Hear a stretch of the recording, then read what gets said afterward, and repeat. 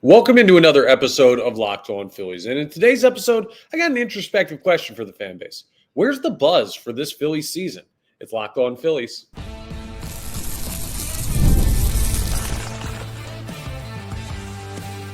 You are Locked On Phillies, your daily Philadelphia Phillies podcast.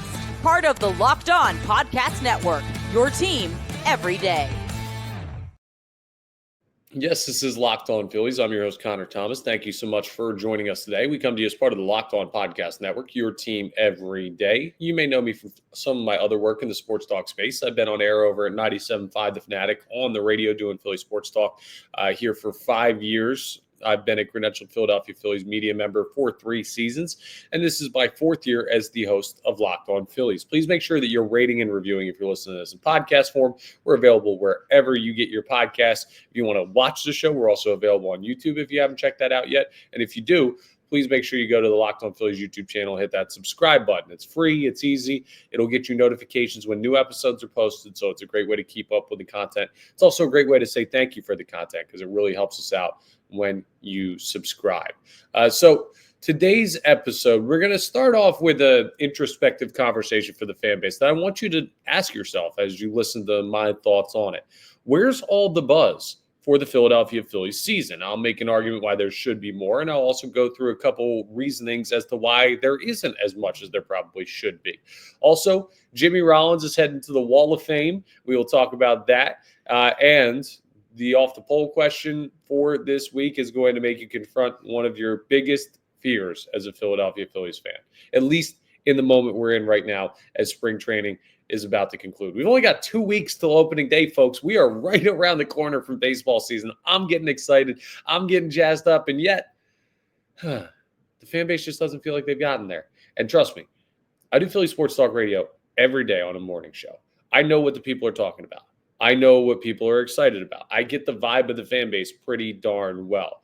And while there are a couple people that are diehard seam heads that are like, talk more about the Phillies, we haven't been getting a lot of Phillies buzz on the radio. And I haven't been seeing much around here. I saw a bunch when I was down in Florida on the Gulf Coast, right south of Clearwater, where people were all wearing their Philly stuff and getting excited for the season, saying this, that, and the other thing. But that's kind of because that's what they have down there, right? The Eagles don't have training camp in Clearwater. The Sixers don't go down there for their preseason camps. Like the Flyers don't get ice time down there in Florida on the Gulf Coast. So I understand them being excited for the Phillies, but I don't understand why there isn't more buzz for this team. Speaking of the radio show I do, if you tune in tomorrow, Friday, we're going to be discussing the whole idea about the lack of buzz surrounding the Philadelphia Phillies and why. Now, there's a couple of contributing factors to it that I will get to, but I don't get the fan base not being excited about this team more than what it seems like. Like, you need to understand what we have here with the Philadelphia Phillies. You have a 90-plus win baseball team projected. So you're looking at a team that's going to be in the top 5 or 6 in the sport, probably the upper echelon of teams. You have a team that is going to make the postseason. You have a team that right now has a claim as one of the best rotations in baseball, if not the best rotation in baseball. You have a player in Bryce Harper who is one of the great individual players in the sport, and stacked around him is a lineup of all-stars. You were coming off a team last year where you had 6 regular season all-stars for the National League, and you probably could have had a couple more. You have guys that have been proven winners in the regular season, a couple guys that know what it's like to win comfortably in the postseason, but still, this is where it starts to turn. You haven't summited the mountaintop. So is that it? We have championship expectations, and every once in a while, like when a team doesn't reach those expectations, we just turn our back on them. See, that seems crazy to me because of the separation of emotion and reality. The emotional response to what the Philadelphia Phillies have done the past couple of years is screw this team. They didn't change much this offseason. They haven't made any big splashy moves. They've come up short the last 3 Octobers. They're never going to get it done. And they just can't summit the mountaintop. And they've proven that, so why would I ever believe in them? And I get that from an emotional standpoint. But in reality, if the championship is really the goal, then anytime you get a team that is a championship contender, you should have excitement about that. Think about the decade-long playoff drought that we just went through. It just ended 3 years ago. And think about what that felt like, right? That was a period of a decade where the Philadelphia Phillies were not contenders, right? They were not. They were not even a playoff team. And we slogged our way through that. It was terrible. They had all kinds of bad lineups and bad rotations and bad bullpens and bad managers. And there was just no baseball in Philadelphia to care about. And now, because this team has not won the World Series, all of a sudden we're going to treat them like one of those teams. And I'm not saying it's going that far, but for some people, that's what it feels like. Well, the only baseball team I care about is a championship winning baseball team. Guess what? This Phillies team is good enough to win. They are. I don't know that they will. And yes, they have flaws, but would you rather go back to the teams that never had a chance? Or can you get excited about a team that does have a chance? That's why I'm surprised there's not more buzz about the Philadelphia Phillies. They are one of the better teams in baseball, and they've talked about it themselves. They hear Nick Castellanos talked about there being less conversation about them this year, which leads to less pressure. I don't know that that's true, that they have less pressure on them this year, but the players have noticed that they're not being talked about the same way in baseball or in their home city as they have been the past couple of years. And this team is no worse than last year's team. This team is no worse than 2023 or 2022. You can make an argument that this team is better based on the rotation, based on the lineup, based on where these players are at in their careers. Now, their best shot was probably 2023 just because the path opened up for them. But there's a chance they could go out and have the best season of any of this era of Phillies teams this season. Right? That's not a crazy stretch to get to. And yet we're treating them like they're the Chicago White Sox. So why? Why is there not a lot of buzz about the Philadelphia Phillies? It may have sounded like I was chastising people in the fan base who don't believe in this team or aren't excited about this season. And that's not exactly what I mean. I just mean that in a vacuum, when you look at what this Philadelphia Phillies team is, there are about 25 fan bases in baseball that would die to root for the Philadelphia Phillies right now. And we're in the penthouse trying to trade like it's Prince and the Pauper. Okay, but I get that. There's a reason why that's a parable. So here's why we are where we are. First of all, it's the idea of the same thing over again. Now, the Phillies have had not just playoff collapses, but they've had playoff collapses the same way. It's never, well, the starting rotation isn't getting it done. The bullpen was bad last year, but the starters were good enough to make up for that. So the pitching hasn't really worn the brunt of it. And the manager hasn't totally worn the brunt of it, even though he's had questions on individual decisions. The real question for the Philadelphia Phillies is, how does a team with such a talented offense fall apart in October with that offense, with names of guys that should be able to summit the mountaintop? And they made very little changes to their position players. The only real change the Phillies are going to have as position players this year, it's going to be Max Kepler. Like, that's the big difference. He's the only starter that will be different on opening day for the Philadelphia Phillies. And when you get more of the same, it's hard to get excited about that. Even if it's the best meal in the world. Imagine you go to your favorite restaurant of all time, right? And you sit down at the table and you order your favorite meal. You probably enjoy that meal. And then if on Friday night you go and you get the same meal, and Saturday night you go and get the same meal, and Sunday and Monday and Tuesday and Wednesday, it could be a 5-course amazing meal, your favorite thing on the planet. But after so many days, you're going to eventually get tired of that, even if it's great.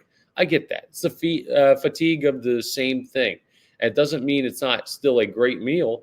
It means that you just don't enjoy it the same way that you used to. And that's a natural thing. But maybe this is the year that award, that meal finally wins that chef his 5th Michelin star, if that's how that works. I think that's how that works.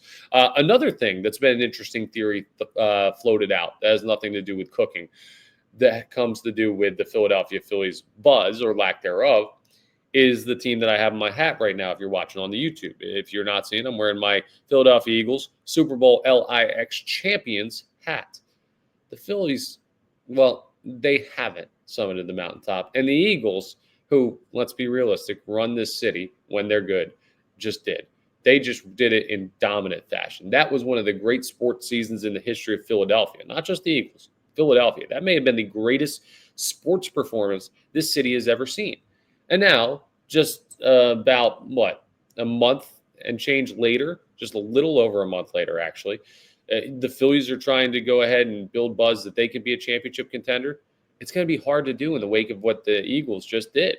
They were a monster team. And if you don't think there's crossover in this fan base, you're crazy. If you don't think teams' results affect other teams, you're crazy. That may add pressure, but what it certainly does is it distracts the fan base.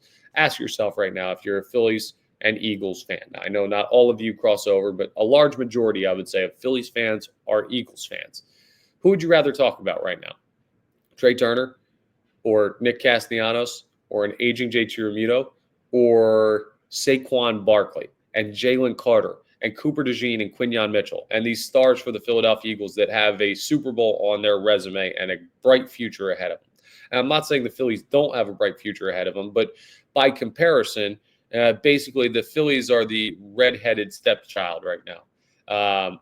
They are the ones that are, and not just on the jersey color, but this is just in the comparison between the Eagles and the Phillies. Because when you compare the Phillies to the Sixers or the Flyers, well, then the Phillies stand out as like this beautiful beacon of hope for greater championship success in Philadelphia. So it's all about perspective. But the most recent season being a championship winning one with the Philadelphia Eagles and the kind of fatigue of the same thing over and over and over again, I think is what's led to the lack of buzz surrounding the Philadelphia Phillies. And I'm going to tell you right now, a magic transformation is going to happen. I promise you this is going to happen for most of you. Some of you are just curmudgeons, and that's okay because, listen, a lot of Philadelphia fans can be, and I still love y'all anyway. I can be that way sometimes depending on what's going on with the team. So I don't judge you at all for this, but this is just the reality of what it is. Some people will not come around to the Phillies. They will just beat their head against the wall all season long in spite of this team showing that they're good. And maybe they'll be proven right in the end by another collapse. Maybe they won't, but they're going to be miserable the whole time. For the rest of you, you're going to get a chance to experience the magic transition because the second you see this team go out and watch a guy like Zach Wheeler throw, or Bryce Harper hits his first home run, or you see something magical in the outfield from a guy like maybe Johan Rojas as a defensive replacement, or Kyle Schwarber hits a Schwarbomb, or Trey Turner leads off a game, doubles in the gap, steals third, and is driven in by Bryce Harper. Like the second one of those moments happen, you're going to be all the way back in, and the buzz will be right there for you for the Philadelphia Phillies. And part of it is just, hey, spring training doesn't mean that much as well. It's a very minimal part of the preparation for the sport. So, again, I'm not blaming the Philadelphia Phillies fan base for not having buzz. I'm saying in a vacuum we should. We don't exist in a vacuum, so we don't. Here are the reasons why. But I am promising you that if you're a true Phillies fan, and you're one that gets excited about this team and wants to see this team win and is not just upset for upset's sake, don't worry. When they take the field on opening day in Washington, they beat the brakes off the Nationals, you're going to feel pretty darn good about where this team is. And maybe not for the postseason, but for right now, you'll be like, oh, that's right. We are going to have a pretty enjoyable baseball season. So hopefully that makes you feel a little bit better about what's coming in 2 weeks. Now, that's a look at the future, but coming up next, we're going to take a look at the past, and a very deserving one that has landed Jimmy Rollins on the Philadelphia Phillies Wall of Fame, as well as another individual. So we'll talk about that and give him his credit for one of the great all-time Phillies as we continue today's episode of Locked On Phillies. But let's talk about a new friend here, Monarch Money. If you haven't heard of Monarch Money, well, I just want you to imagine this. Have you ever checked your bank account and wondered where did all your money go? It happens to be all the time. There's a lot of ways you spend your money. Between dining out, online shopping, and entertainment, it's easy to lose track. That's where Monarch Money comes in. Your personal CFO. You need a chief financial officer. That's what you need is Monarch Money, giving you full visibility and control over your finances. Monarch Money isn't just a budgeting app, though. It's much more than that. It's a complete financial command center. You can track all your accounts, investments, and spending in one place. So you stop just managing your money and start building wealth. That's what we all want to do, right? You hear it all the time. Make your money work for you. Well, no, make Monarch money work for you. They'll take care of all of it. I mean, the best part about it is the all-in-one convenience. There's an app for every little thing these days. And sometimes you look at your phone, you'll be like, I got to go here for this, here for that, here for the other thing. Instead of juggling multiple apps, you can use Monarch to check your finances, track spending, and even plan long-term goals. So take control of your finances with Monarch Money and use code LOCKEDONMLB at monarchmoney.com for 50% off your first year. That's monarchmoney.com, code LOCKEDONMLB for half off your first year. So go ahead and check out our new friends at Monarch Money. All right, we got to give credit to one Jimmy Rollins. And of course, we all know Jimmy, right? I find it hard to believe that anyone old enough to listen and comprehend this podcast didn't watch Jimmy Rollins play. I guess this is one of those getting old moments, though. I wonder, I'd love to hear from you, actually.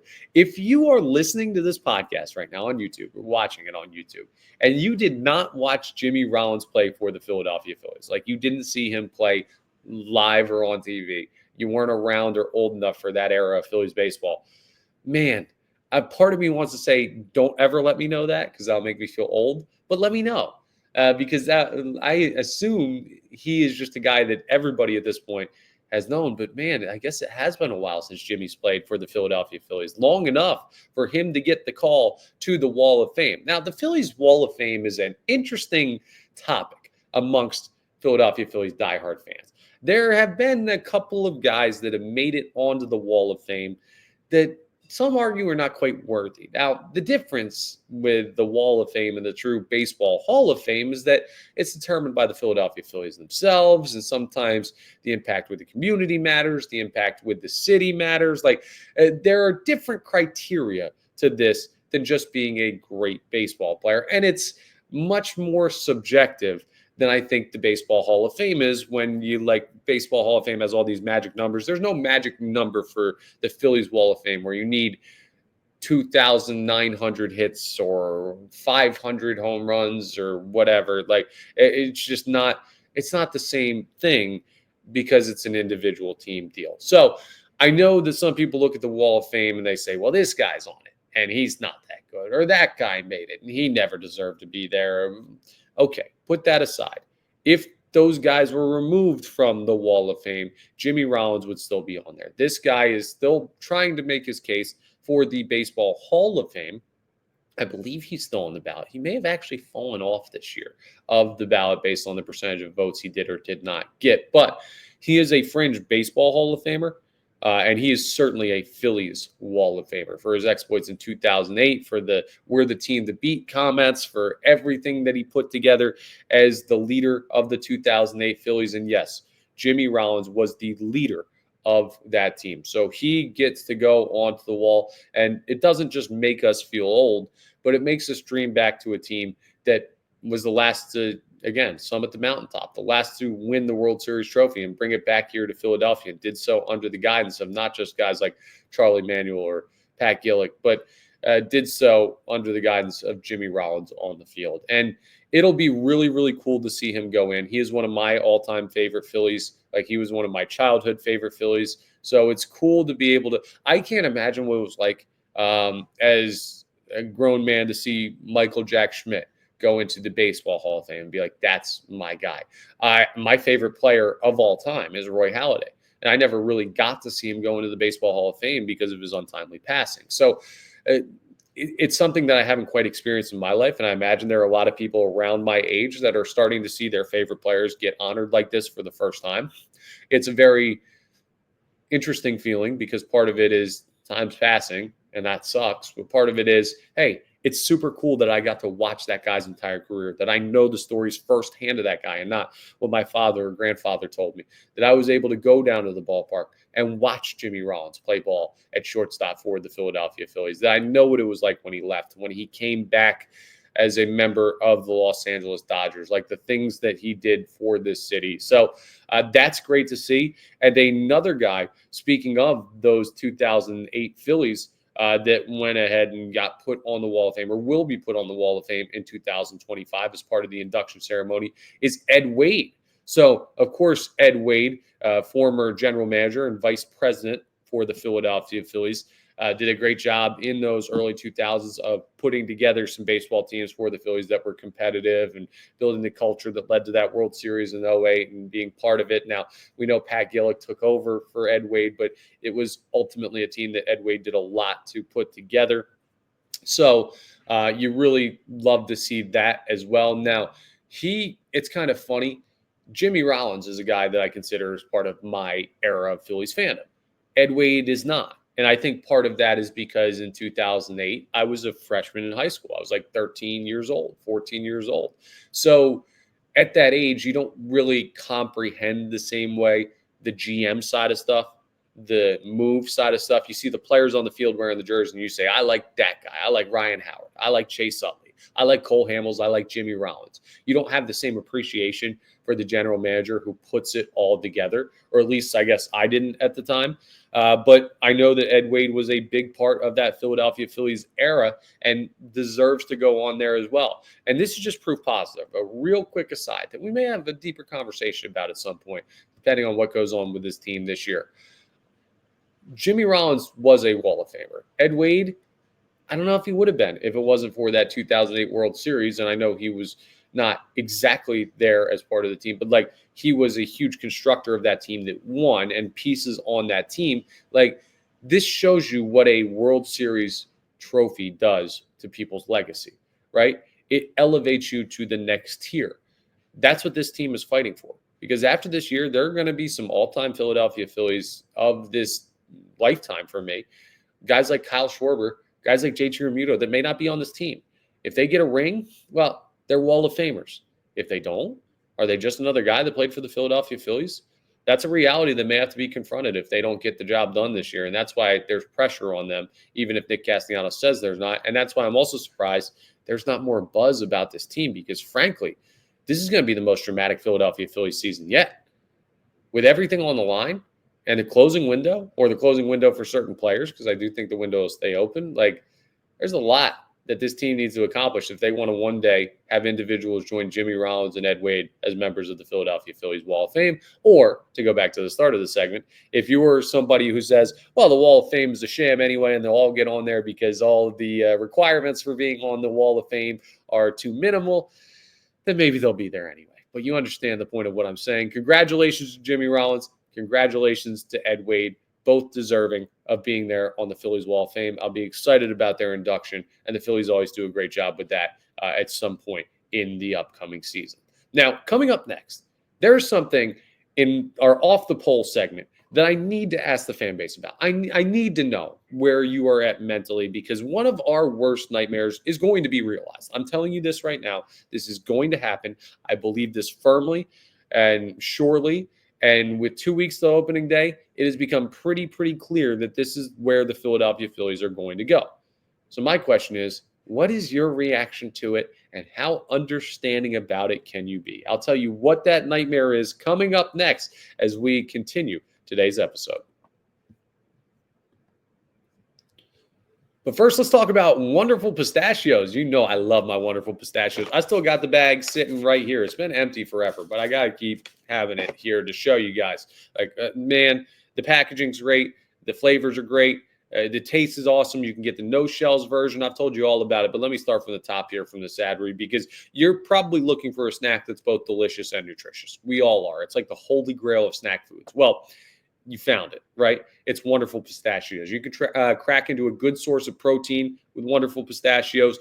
It's one of the highest protein nuts. Each 1 ounce serving has 6 grams of protein, giving you over 10% of your daily value. Plus, they're packed with fiber and better for you unsaturated fats to help keep you feeling fuller longer. That's 100% true. Eating like a handful of those does what like a whole bag of potato chips would do for me. It keeps me fuller longer, which is great for me trying to get in shape this summer. I told you could crack into wonderful pistachios. Well, you don't have to crack into them too. They got the no shells variety, which is the one that I love, because I can literally just pour them out of the bag into my mouth. And that may make me sound gluttonous, but guess what? For wonderful pistachios, something that tastes that good and is that good for you, I can be a little gluttonous and not feel bad about it. They got a whole bunch of different seasonings and flavors and everything. So if you want to have the classic shells option where you crack them open yourself, go for it. They have them. If you want to be like me and make it quick and easy, they have them. Either way, it's the same great taste. So get snacking and get cracking with the snack that packs a protein punch. Visit wonderfulpistachios.com to learn more. All right, well, let's talk about our off the poll question. So, if you're not familiar with our off the poll segment, let me take that wonderful pistachios note out there if you're watching on YouTube. Off the poll is where we ask you a poll question on Twitter on the Locked On Phillies Twitter account. So, you can go to @LO_Phillies, and that's where I will put out this question and let your responses be known. And on tomorrow's episode, Friday's episode, the final segment, we will read through the responses. Now, I'm not going to tell you, I'm going to try my best not to tell you where I stand on this question, as not to bias you responding. I want your base level response, and I want that to be unbiased based on how I feel about it, because I'm trying to get the fan base's opinion, not an echoing of my own. But this one's kind of interesting because I've talked so much about this player. There is a very realistic chance, and I see it as closer to a certainty than a chance, that Taijuan Walker is going to be in the bullpen for the Philadelphia Phillies on opening day. And I have said multiple times on this show, the Phillies better not do it. They better not put Taijuan Walker on this roster. There's no way they add him on opening day to this roster. And then spring training happens and Matt Strahm gets hurt and you have an open spot in the bullpen. And the assumption is Matt Strahm is going to be fine long-term, but the Phillies are going to be cautious with the injury, so we can assume maybe not ready for opening day, which now means you have two spots in a weakened bullpen from last year that need to be filled. And nobody's really stepped up like crazy, and the Phillies don't have a lot of bullpen depth, and you're paying Taijuan Walker all this money, and the next thing you know, the narrative starts to build. Nobody's traded for him. I haven't really heard that there's been anyone sniffing around the trade for him. He's starting to throw harder, so maybe there's a bit of intrigue there of what could this guy get us in a short sample size in the bullpen. And all of this leads to what has been a nightmare scenario for Philadelphia Phillies fans for about a year now. Last year, all we wanted was Taijuan Walker off this baseball team. He was terrible last season. And then the Philadelphia Phillies did the phantom injury thing where they put him on the IL for some weird finger thing that may or may not have existed. And then he comes back and he still doesn't have stuff. And this is not me saying like Taijuan Walker didn't have bumps and bruises last year. I'm not questioning his toughness. I'm saying the Phillies may have used that as an excuse to put him on the injured list, just to give him a breather. And then he comes back and they can't even use him as a starter. So they move him to the bullpen. He kind of pitches out of the bullpen a little bit at the end of the year, but he was like one of the last arms on the team. The only reason he was on the team is because they couldn't send him down. And if you can't send him down, then you'd have to cut him. And if you cut him, you'd have to owe him his salary and you'd be wasting all of that money, even though a lot of fans felt that they were already wasting all that money to pay it to Taijuan Walker and the type of pitcher he was. So coming into this offseason, the argument was, okay, well now you can trade him, you can cut him and just stomach that money loss. It's easier to do in the offseason. You can bring him to spring training and see if you can move him. But at the end of the day, he's not going to make the team because ultimately you're just trying to engage somebody in a trade conversation based on bait that you put out there about Taijuan Walker. That was always the thing. There was never a talk about, could Taijuan Walker make the team? And now all of a sudden, I'm telling you, it's more likely than not, and much more likely than not, that Taijuan Walker is on this baseball team on opening day. And that is something that will probably cause a lot of eye rolls around the Delaware Valley and amongst Philadelphia Phillies fans. But it's kind of becoming reality at this point. And I don't think the Philadelphia Phillies have a different option that seems to make more sense, at least in the way that they're processing things, right? They seem to like Taijuan Walker as a depth piece in the bullpen. I'm not going to be able to change their opinion on that based on just this podcast. Dave Dombrowski will not return any of my calls or my invites to go out to brunch. So, unfortunately, it seems like the Phillies are set in their ways on this one. And if they want Taijuan Walker on the team, they want Taijuan Walker on the team. So here's our off-the-poll question for you. Let's live in a world where Taijuan Walker is on the Philadelphia Phillies roster for opening day. It's this time in 2 weeks, and Taijuan Walker he's in a uniform and he's in the bullpen for them. What is your reaction? Two options. Do you A, understand it based on the Phillies scenario, or B, hate this decision by the team and can't believe that he's still here? I just want to know what your reaction will be. If you're understanding about the situation, or if it is blind anger towards Taijuan Walker and the Philadelphia Phillies for allowing him to remain on your favorite baseball team. I'll be honest, I don't think I could fault either response. Now, I'm not going to quite tell you where I'm at right now, but you can infer. I want your answer, though. I want to know from the fan base what the reaction is going to be if and when Taijuan Walker makes his baseball team. So that'll be part of tomorrow's episode. And we've got a lot of stuff that we'll get into as the week concludes and we go inside 2 weeks to opening day. So still more great Phillies content to come for you this week, but that's all for today's episode. Thank you so much for joining us. We are part of the Locked On Podcast Network, your team every day. Please make sure you're rating, reviewing, hitting that subscribe button on the Locked On Phillies YouTube channel. It really helps us out, and it'll get you notifications when new episodes are posted. And I'll talk to you tomorrow on the next episode of Locked On Phillies.